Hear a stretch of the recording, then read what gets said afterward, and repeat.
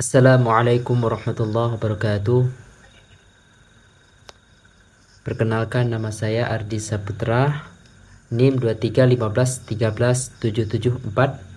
Saya di sini akan membuat video tugas UAS dari Bapak Dr. Amiruddin SPDI MPDI. Soal yang pertama, apa yang Anda pahami tentang ilmu filsafat?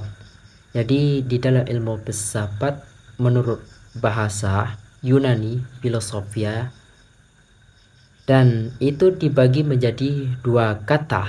Yang pertama adalah philo, yaitu cinta, sophia yaitu kebijaksanaan.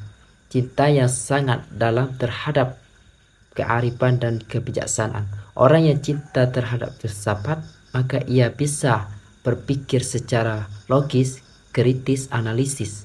Soal yang kedua, mengapa manusia harus berfilsafat dan apa manfaatnya?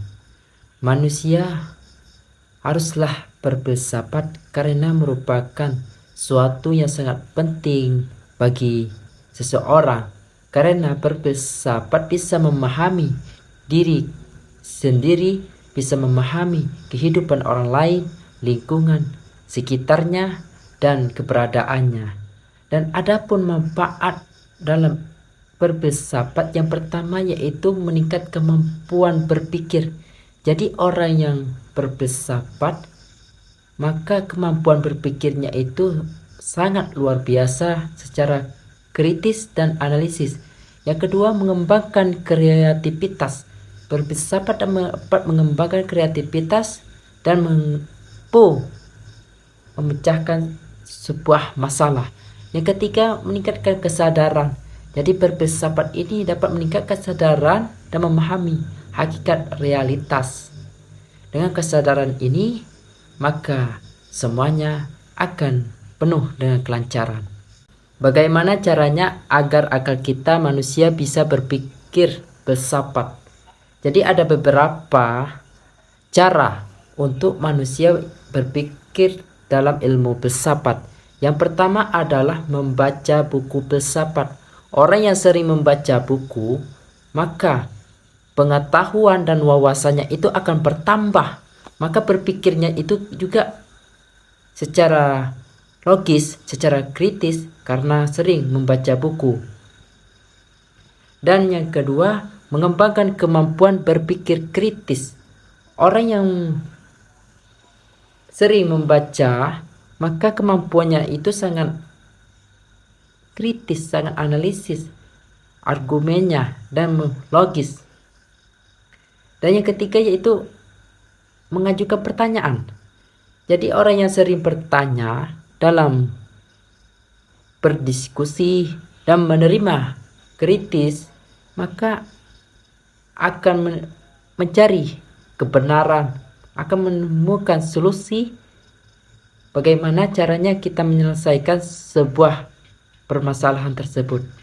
Mengapa filsafat di dunia barat mengalami kemunduran? Filsafat di dunia barat mengalami kemunduran pada beberapa abad terakhir, terutama pada abad 20 dan 21. Dan salah satunya protipisme. Aliran protipisme yang muncul pada abad 19 dan 20 telah membuat filsafat menjadi kurang penting. Maka terjadilah sebuah kemunduran. Positivisme ini menganggap bahwa hanya sains dan observasi yang dapat memberikan pengetahuan yang benar. Maka terjadilah sebuah kemunduran. Mengapa filsafat di dunia belahan timur mengalami kemajuan yang sangat pesat?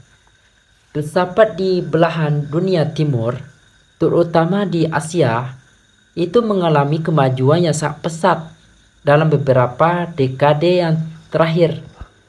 Revival of Traditional Philosophy, kebangkitan kembali filsafat tradisional di Asia seperti Konfusianisme, Taoisme, dan Buddhisme telah membuat filsafat di Asia mengalami kemajuan yang sangat pesat.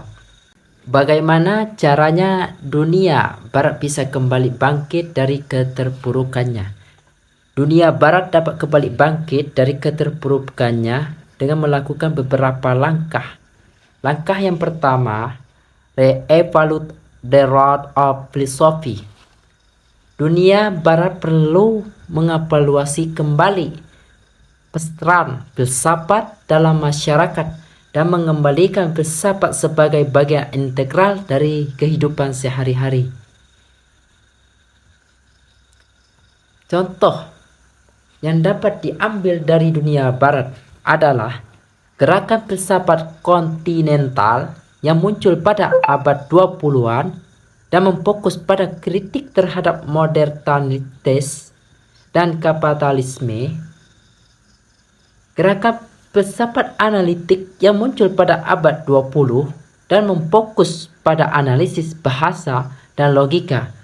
Gerakan filsafat feminis yang muncul pada abad 20 dan memfokus pada kritik terhadap patriarki dan kapitalisme. Namun perlu diingat bahwa bangkitnya dunia barat dari keterpurukannya memerlukan waktu yang cukup lama, usaha yang lama, dan kesadaran akan pentingnya filsafat dalam masyarakat. Maka filsafat ini perlu ditanamkan kehidupan kita sehari-hari di dalam kemasyarakatan kita. Perlu waktu, perlu usaha, dan perlu proses.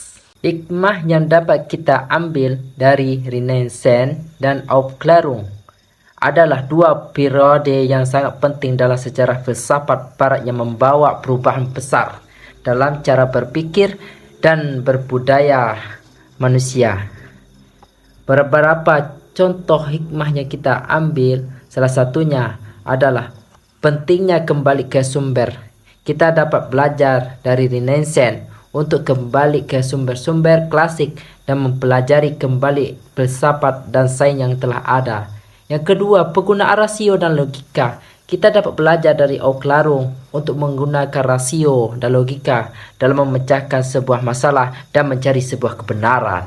Yang ketiga, kritik terhadap otoritas. Kita dapat belajar dari Aufklärung untuk kritik terhadap otoritas dan tradisi yang sangat tidak rasional. Yang keempat, penghargaan terhadap kebudayaan. Kita dapat belajar dari Renaissance untuk menghargai kebudayaan dan warisan sejarah. Yang kelima, penghargaan terhadap kebebasan. Semua orang menghargai kebebasan berpikir dan berbicara. Dengan mempelajari hikmah dari Renaissance dan Aufklärung, kita dapat memperoleh wawasan dan inspirasi untuk membangun masyarakat yang lebih baik dan lebih cerdas. Kita gunakan generasi emas menjadi generasi yang sangat menakjubkan. Jelaskan secara logis dan sistematis bagaimana sesungguhnya kedudukan filsafat dalam Islam, baik dari perspektif yang membolehkan filsafat atau dari perspektif yang tidak membolehkan filsafat. Perspektif yang membolehkan filsafat: 1. Al-Quran dan hadis. Al-Quran dan hadis tidak melarang filsafat secara eksplisit. Bahkan Al-Quran mengandung ayat-ayat yang mendorong manusia untuk berpikir dan mencari kebenaran. Quran Surah Al-Baqarah ayat 164. 2. Filsuf Muslim awal. Filsuf Muslim awal seperti Al-Kindi, Al-Farabi, dan Ibnu Sina mempelajari dan mengembangkan filsafat Yunani dan memadukan dengan ajaran Islam. Yang ketiga, ijtihad dan kritik. Filsafat dapat membantu umat Islam dalam melakukan ijtihad dan kritik terhadap agama Islam yang tidak rasional. Yang keempat, pengembangan sains dan teknologi. Filsafat dapat membantu pengembangan sains dan teknologi dalam Islam, seperti yang telah dibuktikan oleh para ilmuwan Muslim seperti Ibnu Al-Haytham dan Ibnu Sina. Perspektif yang tidak membolehkan filsafat. 1. Keterbatasan akal. Beberapa ulama berpendapat bahwa manusia ini memiliki keterbatasan dalam memahami kebenaran agama, sehingga filsafat dapat membawa manusia ke dalam kesesatan. 2. Pengaruh Yunani. Filsafat Yunani dianggap sebagai pengaruh asing yang dapat merusak ajaran Islam. Beberapa ulama berpendapat bahwa filsafat Yunani tidak sesuai dengan ajaran Islam dan dapat membawa manusia ke dalam kesesatan. Ya, ketika tidak sesuai dengan wahyu, filsafat dianggap sebagai usaha manusia untuk memahami kebenaran agama dengan akal, sedangkan wahyu dengan sumber kebenaran yang mutlak dari Allah Subhanahu wa Ta'ala. Mengapa manusia sangat penting untuk menjaga kualitas akal dan hati? Akal, pemikiran kritis. Akal memungkinkan manusia untuk berpikir kritis dan membuat keputusan yang rasional. Yang kedua, pengembangan ilmu. Akal memungkinkan manusia untuk mengembangkan ilmu pengetahuan dan teknologi. Ketiga, pengambilan keputusan. Akal memungkinkan manusia untuk membuat keputusan yang tepat dan bijaksana.